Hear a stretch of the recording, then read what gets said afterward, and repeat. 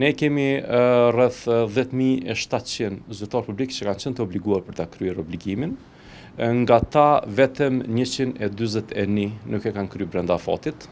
Këta 141, në fillimisht kemi pasur një listë për rreth 300-ve, kur është pastru lista, jemi ardhur deri te lista për 141 zyrtarëve. Ne tashmë kemi dërguar kërkesat e institucionet për pagat e tyre dhe jemi në proces të shqiptimit të gjobave për këta zyrtar publik. Po besoj që brenda javës së ardhshme, në fillim të javës së ardhshme, do të publikojmë edhe listën gjithë këtyre zyrtarëve të cilët nuk e kanë respektuar ligjin, sepse kemi obligim ligjor që publiku ta di se kush janë këta zyrtarë që nuk e kanë kryer obligimin.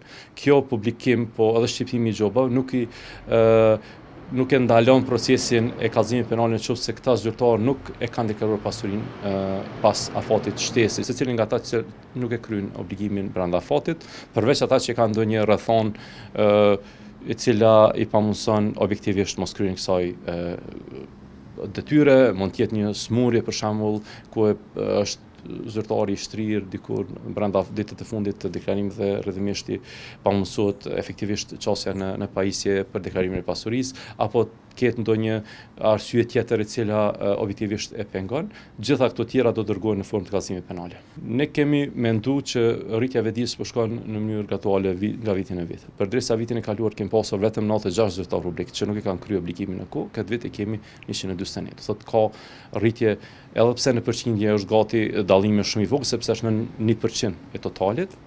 Prap ka një numër më të madh zyrtarë që nuk kanë kryer obligimin në kohë. Më e keqja është gjithë këta janë zyrtarë që kanë qenë të obliguar ta kryejnë këtë obligim për të dytën herë. Që procesi i deklarimit është zakonisht i lehtë, është çështje minutash, sepse gjitha dhonat e ruajtura vitin e kaluar janë në sistem, zyrtarit vetëm i duhet të konfirmojë ato, të ndryshojë ato që ka pasur ndryshime dhe të dorëzojë. Ato është çështje minutash, por disa nga ta kanë zgjedhur që mos ta kryejnë në afat. Shumë nga ky numër për 141 tashmë kanë kryer obligimin, por kjo nuk na ndalon neve ta shqiptojmë gjobën për vonesë. Gjoba është 30% e pagës mujore të këtyre zyrtarëve. Do të varion nga paga e tyre, nuk është për të gjithë njëjtë.